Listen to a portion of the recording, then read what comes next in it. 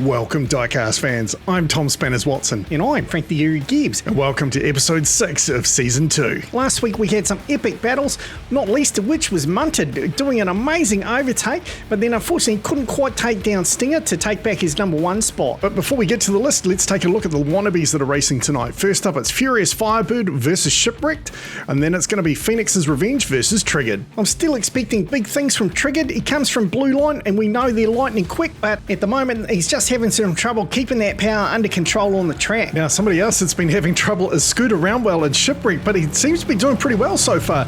Made it through Boganelli, which is about the furthest he's made it. He's got a lead over Furious Firebird, man. Down he goes as I'm saying that. So that's an automatic win to Lord Pruitt. He'll be moving on, and disappointed for Scooter. I really hope to see that delivery make it all the way to the bottom at some point, but Lord Pruitt currently best time 15.629. Now it's time for Cam driving Triggered for Blue Line Racing up against Tuco driving Phoenix's Revenge. If Cam can get the power down to the road, I think Tuco's got no chance. Wow, and the heck happened there? Did Cam just pull a bullwinkle? I don't know, but it looks like he might have stalled out, and Tuco, no, here he comes. Cam is hard charging, chasing down Tuco, trying to get around him at the last moment. It's down to the wire, and I'm not sure who took that out. But first, let's look what happened. Whoa. Cam does a full barrel roll. How did he do that? Oh, I've got to see that again in slow motion. That was incredible. Look at this. He just came in, clipped that sidewall, and then somehow kept the car pointing in the right direction. And then what a finish as well. If we go to a still frame, Tuco just pipped Cam, but what an insane comeback from Cam. But well done, Tuco. Phoenix's Revenge moves on with the best time of 13.706. Well, Tuco was under all sorts of pressure in that last race. Is Lord Pruitt going to be putting the same pressure on? I think Tuco's nerves will still be a bit shot after that last race, but he seems to be keeping it together very nicely, unlike Lord Pruitt, who looks like he just spun out in Boganelli. Well, it's still not over till it's over, as Tuco just found in that last race. Nice drift through Big Kahuna Corner, and he takes a very nice win. And it sounds like Lord Pruitt did get underway again, and there he goes. I suppose better late than never, although it is a race, so he probably should have got there quicker. So Phoenix's Revenge moves on to take on the number 10 spot on the list, Twinkle Toes.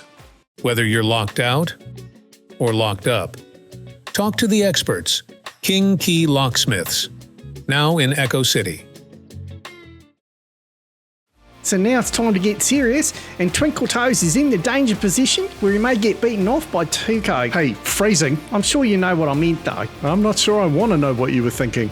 All right, Twinkle Toes in the outside. Can he hold on to the number 10 spot? Tuco with a great lead already. Twinkle Toes starts to reel him in, pulls right up on his bumper as they go through Boganelli. Tuco starting to open up a lead again, but here comes Twinkle Toes. Gets up the inside with a beautiful overtake. Now he's trying to shut the door, and it is a battle all the way to the finish line. Another tight one for Phoenix's Revenge here. A beautiful overtake by Harry SP. Saw the gap, and then look at this. Mercilessly tries to shut down Phoenix. And I'm just not sure that he did it. No, it looks like Phoenix might have just slipped ahead of him. So Tuco having some titanic battles already.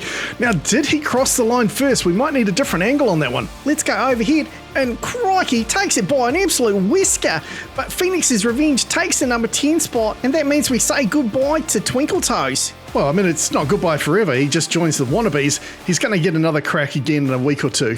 So Tuco up against Vincent Van Goner, another new addition to the list, and Vincent is not going to want to drop down to that number 10 spot either. Tuco already stretching out a bit of a lead. Vincent's going to have to put the hammer down. Oh, and he goes into the sidewall, spins around, and I think that might be his race done. Looks like Tuco's eased off the gas as he spins around, but here comes Vincent. Is he going to catch up? No, he is just too far behind, unfortunately, but that's another win for Phoenix's Revenge. And that means Vincent drops down to the number 10 spot, and he's going to have to battle hard next week against whichever wannabe is going to try and take his spot. Well, so far the number 10s are not having a good record, and I don't think anybody's defended their spot yet. Well, maybe they just don't want it enough. So Tuco on a bit of a hot streak, can Strike shut him down. They're pretty even as they head into Boganelli. Side by side, and down goes Strike. Tuco pulling out a moose knuckle duster there. Is that what the comments came up with last week? Well, of all of the many suggestions, that was my favourite. And thank you to everybody that commented last week. We really appreciate it. Tuco seems to be taking his sweet time to get down to the bottom here. To be honest, mate, I think he's just celebrating the fact that he's not under pressure right on the finish, but he was definitely under pressure in that first corner, and boy, that moose knuckle duster is a great move to shut out your competition. I mean, it's a harsh move, but it still counts, so this is the Canyon after all. Yeah, it's probably lucky we don't allow any protest by the drivers. Let's just suck it up and move on. So Tuco now moves on to take on Eclipse, driven by Andy Moon. Andy has shut down a number of the wannabes trying to get up the list, but he hasn't managed to move up himself either. Well, Tuco's found a burst of speed there. Look at that. I've never seen anyone pull away from Andy quite like that. And there goes Andy. What an overtake. Talk about finding an extra gear.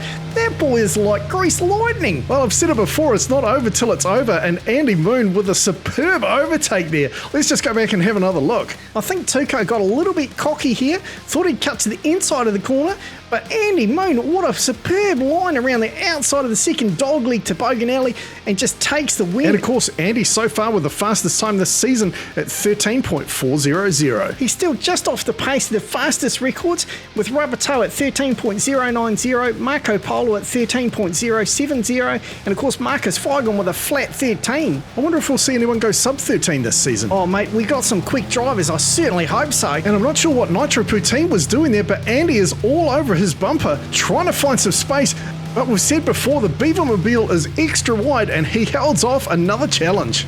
Andy not quite able to find space like he did in that last one, so the Beaver Mobile holds on to his position and his best time 14.658, and now he goes up against Boxer driving Purple Haze. We've got 3 Plymouths this season and they're running 3rd, 4th and 5th at the moment.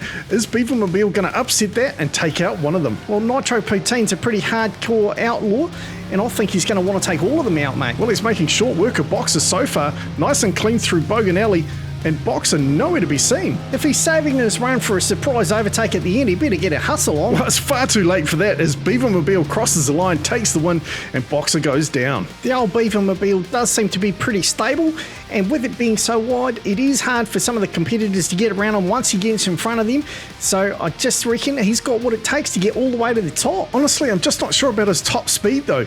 He definitely gets the power down early, but he seems to lose it in the second half of the track, so he either needs to take them out or just continue to block the track. Well, it looks like he's taking your advice, mate. Wally Champ doing everything he can on Landshape to try and get around him, and he's still blocking the track. Well, it looks like he might have found his winning formula here as he chalks up another win and down goes another Plymouth. Yeah, so far he definitely doesn't have the blazing speed of some of the other drivers. He still hasn't beaten his best time of 14.658 when most of the top drivers are at least in the 13s. Well, he's going up against the Crazy Canuck and Moose Knuckle this time, and we've already had 2 moves named after Moose Knuckle because he's playing so dirty on this track. I wouldn't say playing dirty, I'd say bringing the entertainment. That would be one interpretation of what he's doing out there, but he's not doing it tonight as the Beaver Mobile just walking away with this one.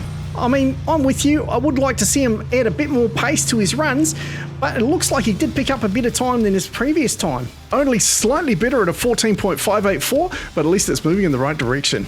And with that, Nitro Poutine takes down all of the Plymouths and now goes up against Munted, driving the Studebaker truck. Now, we saw an absolutely fabulous overtake from Munted last week, so you definitely can't write him off until they've crossed the finish line.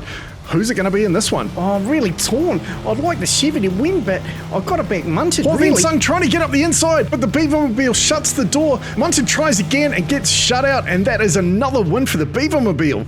Another fine effort there from Hawthorne Sung driving Munted, but unfortunately just couldn't do the business. I really thought he had him here. Look at that, got right up the inside, but the Beaver Mobile just pushed him into the wall using a bit of a moose technique, certainly moose adjacent. He just stuck to his racing line all the way to the finish and takes a nice win. I definitely think Munted had the pace on the Beaver Mobile there, but he just couldn't get past, and a nice time there from Nitro Poutine, 14.325. He's improving his time and is standing on the list, but can he do it again and take down Stinger? Stinger has been doing everything he can to hold on to this position. He's played dirty, he's found some extra horsepower, and it looks like he may have left it behind this week. Oh, wow. Looks like Stinger just bullwinkled himself there. Yeah, that was definitely all on him. That was an unforced error, and Beaver Mobile just cruises down to the finish now. He's taken the win anyway, and a Chevy takes its rightful place at the top of the list. You know the Corvette's a Chevy brand, right? Well, yeah, but, you know, I mean, the El Camino, it's just such an icon. Whoa, you're going to upset some Corvette fans. No, I'm sure they know what I mean. To be honest, Frank, I don't think anyone knows what you mean half the time. What, is it the accent? Well, somebody did call you dangerously Australian in one of the comments. Oh, I quite like that. I might put that on my next t-shirt. Caution, Dangerously Australian. I think it'd be a top seller. Well, congratulations to Tuco tonight, moving on to the list and getting out of that number 10 spot, and especially a big congratulations to Nitro Poutine and the Beaver Mobile. Go the mighty El Camino. Alright, there's been plenty of action tonight. We hope you've enjoyed it. Thanks very much for watching. I'm Tom Spanners Watson. He's Frank the Guru Gibbs. We look forward to seeing you next time.